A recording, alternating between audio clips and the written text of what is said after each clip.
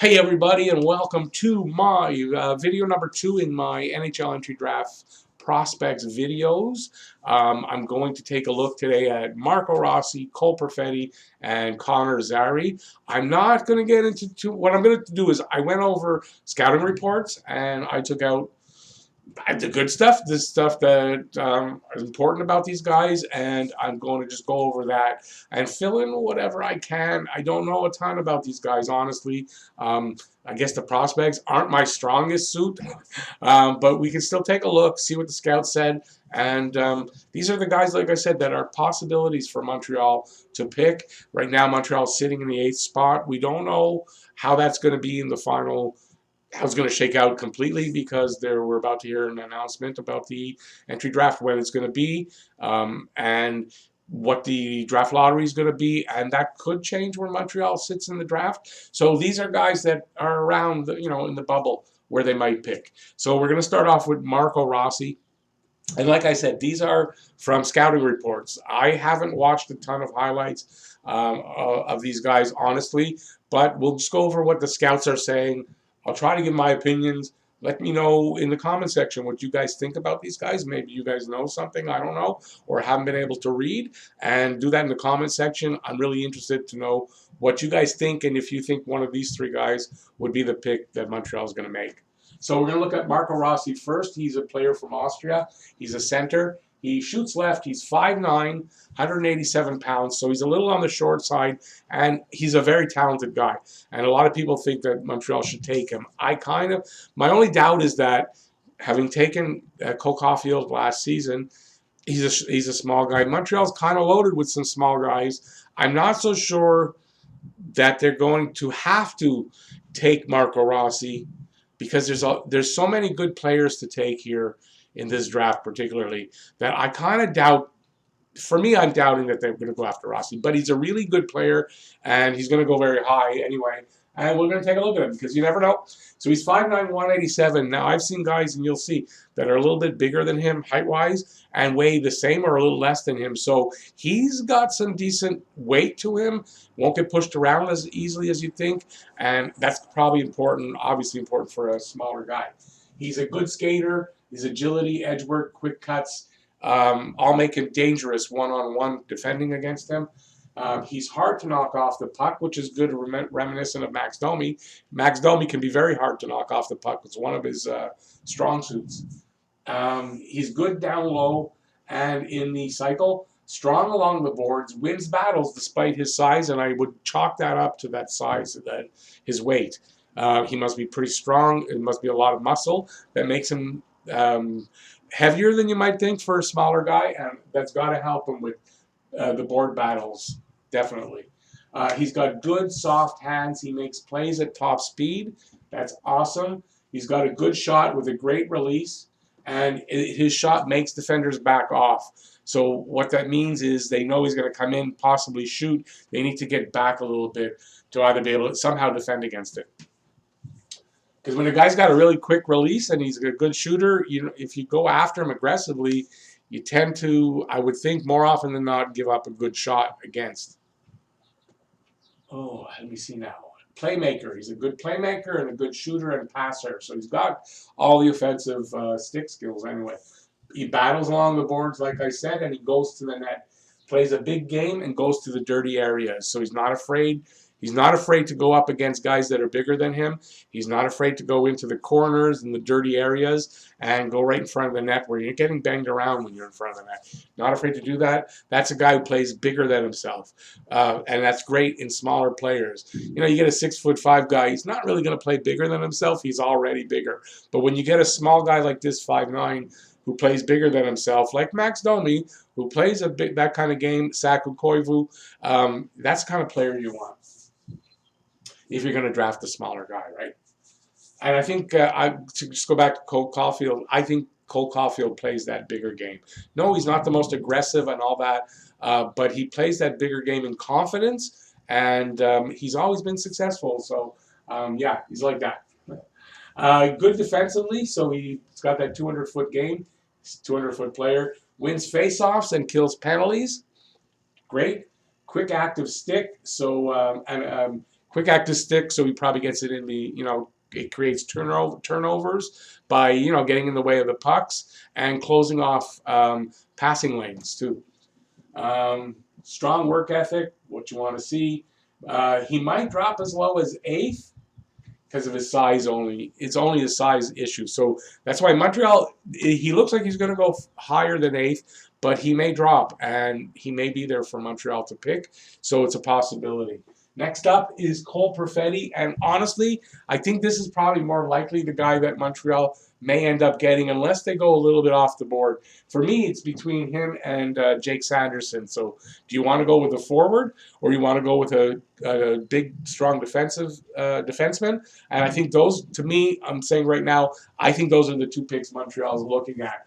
But who knows until it happens. So Cole Perfetti is he's a Canadian player. Canadian kid. He's a center left wing, shoots left.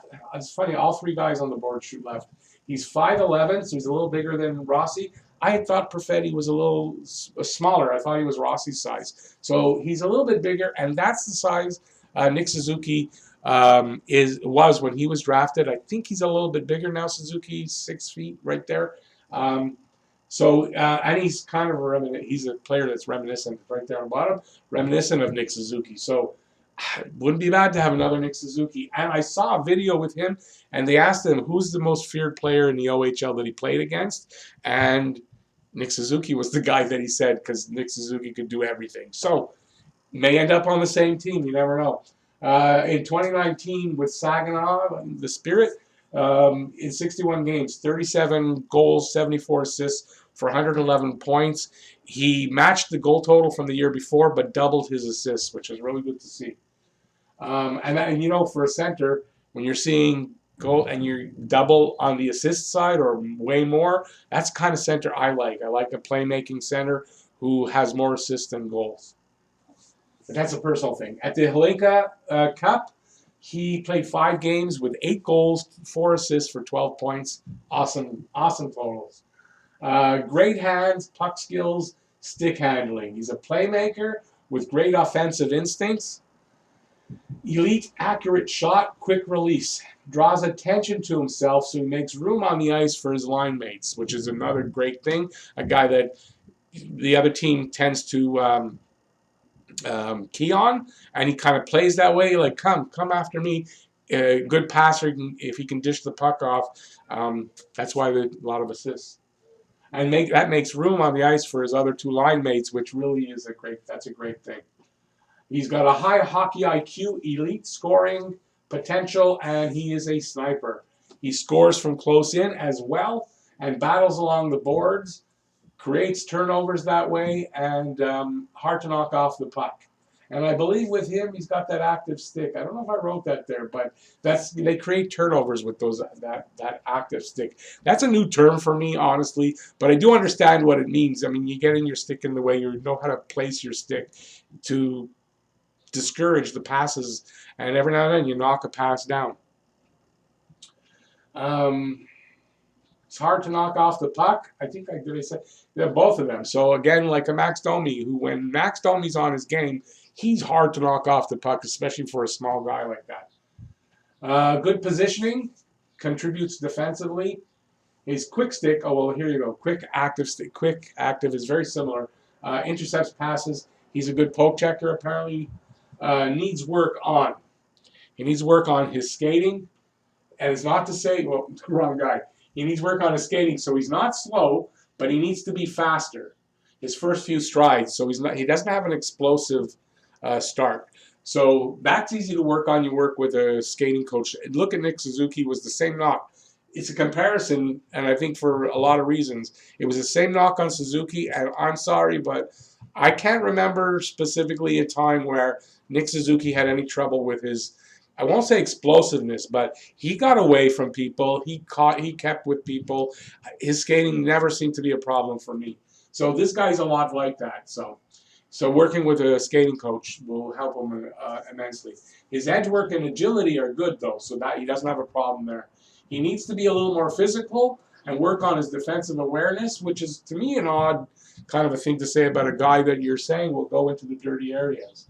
Oh no, that's the other guy. Yeah, see, I'm confusing them. So yeah, he needs to be a little bit more physical, and that's okay. That's something that can be worked on. And listen, if he's going to be a top line player or top six, physicality might not necessarily be that important overall, right? Let's see now. He needs to work on his defensive awareness. As you notice here, I did not write that he's a 200-foot player, which is fine if he's going to be a top line sniper type of player. He doesn't necessarily have to be great defensively, but as long as he can handle his own, that's what matters. And those are things that they work on.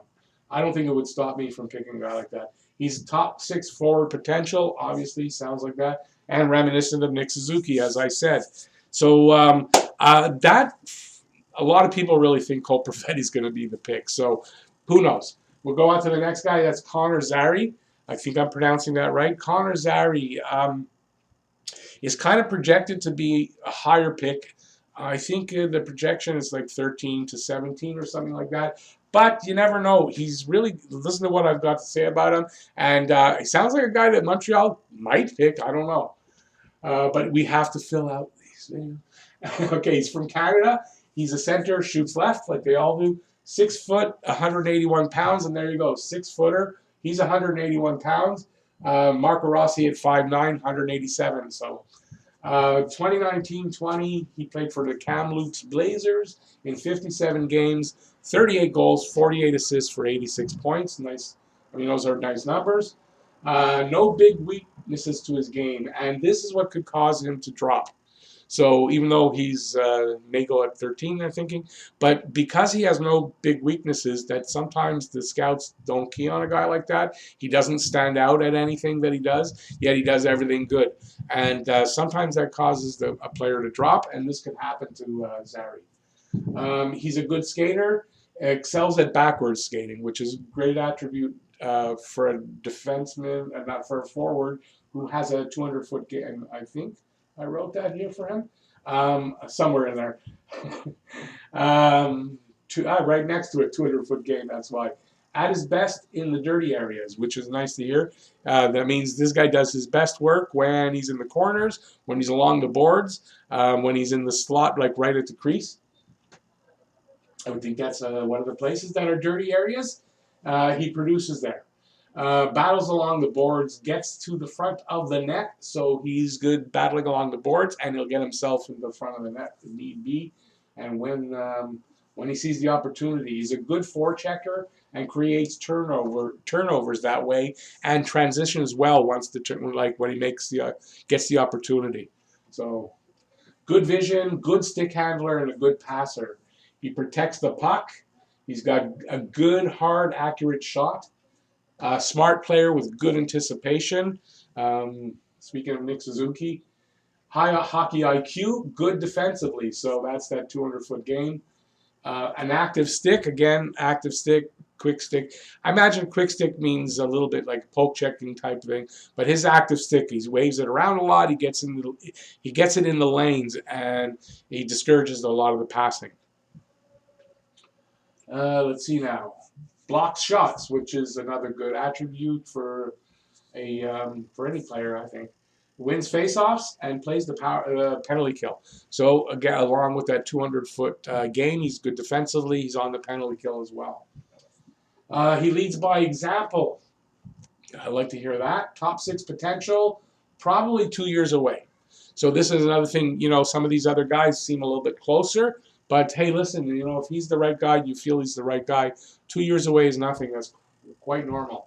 Coaches will love him. That's one of the comments. They didn't expound on that really, but they said coaches will love this guy. He's a smart player. He's got good vision, good anticipation, all that. Coaches love Nick Suzuki, that type of a thing. So he's he's got a little bit of that in him as well. So there you go. That's 3 guys that they're going to be in that area around where Montreal is going to pick. And thought I'd bring these to you. I'm going to do 3 more next time I do a video. It's going to come a little bit faster than this one. I waited a long time. I don't know why. This is only the second one, but number 3 will come in the next couple of days. So hopefully you like that. If you did, give a thumbs up. Really appreciate that. While you're on the way down there, leave me a comment in the comment section about these guys. Do you think Perfetti's the guy? You think they'll be able to get Rossi? Will he drop far enough down for Montreal to get him? And do you think they'd make a little bit of a reach and go after a guy like Connor Zary? So let me know in the comment section. I'd love to hear what you guys think. And if you haven't subscribed already, you can subscribe and ring the notifications. And that's going to get you your daily fix of Bleu Blanc Rouge right here at Talkin' Habs. So thanks everybody for watching. Really do appreciate that. And please everybody stay safe. Wash your hands a lot. Wear a mask. It's coming soon that you're going to have to wear a mask to go outside. And stay at home as much as you can. And we'll all get through all this. So thanks everybody once again for watching. Peace out, and I'll see you in the next video. I'm doing a live stream. If you're watching this soon after I publish, I'm doing a live stream if you're interested. See you there.